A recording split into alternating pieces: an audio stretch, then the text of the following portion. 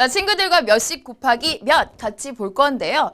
두 자릿수에다가 한 자릿수를 곱한다고? 라고 하면 왠지 어려울 것 같지만 사실은 이 곱셈이라고 하는 게 덧셈에서 나왔잖아요. 이해해보면 되게 간단합니다. 20 곱하기 3을 한번 찾아보자. 어떻게? 수 모형으로. 여기에 신모형이 두 개 있잖아요. 그렇다면 두 개씩 세 번만큼 있다라고 생각했을 때 이거 모두 몇 개지? 이렇게 생각을 해보면 간단합니다. 자, 수모형이 지금 신모형으로 6개가 있어요. 그렇다면 신모형 6개, 2 곱하기 3, 6개, 이것은 우리가 어떻게 나타낼 수 있다? 신모형 6개는 일모형 60개와 같습니다. 자, 그래서 우리가 나타낼 수 있는 식 생각해보자. 여기에서 20 곱하기 3이잖아요. 자, 이거는 60이다 라고 나타낼 수가 있어요.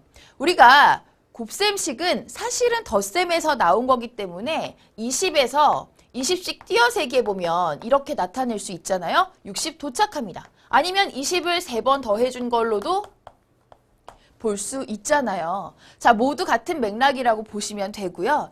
그래서 20 곱하기 3은 6이다. 그런데 우리가 이렇게 수 모형이 없이 아니면 덧셈 말고 바로 곱셈식에서 그 결과를 찾아보고 싶다라고 하면 이렇게 보면 좋아요. 자, 여기에서 신모형이 두 개씩 이렇게 3번 나오게 되니까 모두 6개구나 라고 한 것처럼 2 곱하기 3은 6, 여기에서요 20 곱하기 3은 60으로 변신해요. 어디가? 2가 20으로 10배가 됩니다. 아, 그러니까 여기 곱해지는 수 10배가 됐어요. 그랬더니 어때요? 이 곱셈의 결과도 마찬가지로 10배가 된다라고 하는 거.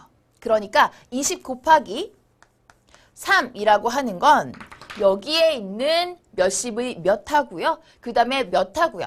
두 수를 곱해준 6에다가 0을 붙여주면 된다. 이 방법을 기억하시면 되는 겁니다. 아, 수모형으로 보니까요. 이렇게 간단하게 나타낼 수가 있었어요. 자, 그렇다면 넘어가서 더 만나보도록 할게요. 여기에서 20 곱하기 3의 계산 방법을 알아보자. 다시 한번 정리해본다고 생각을 하면 돼요. 20 곱하기 3이라고 하는 거, 2 곱하기 3은 6입니다. 그쵸? 자, 그래서 우리가 2 곱하기 3에서 이 6을 어느 자리에 써주냐. 지금 여기에서 먼저 10의 자리에다가 써주면 되겠어요. 10의 자리에 써줍니다. 자, 그렇게 해서 나올 거예요. 그러면 이렇게 1의 자리에 이제 어떻게 여기에 있는 0을 갖다가 붙여서 써주면 되는 거예요. 이렇게 1의 자리에 0을 붙여줍니다. 간단하게는요, 우리가 여기 0하고 어떤 수랑 곱해주면 0이죠? 1의 자리에 있는 것과 3을 곱해서 0이 된다라고 하는 거 그대로 온 거예요. 여기에 있는 2하고 3을 곱해준 건 10의 자리에 왔잖아요. 이런 식으로 보면 간단하게 나타낼 수가 있겠죠. 어려운 거 없습니다.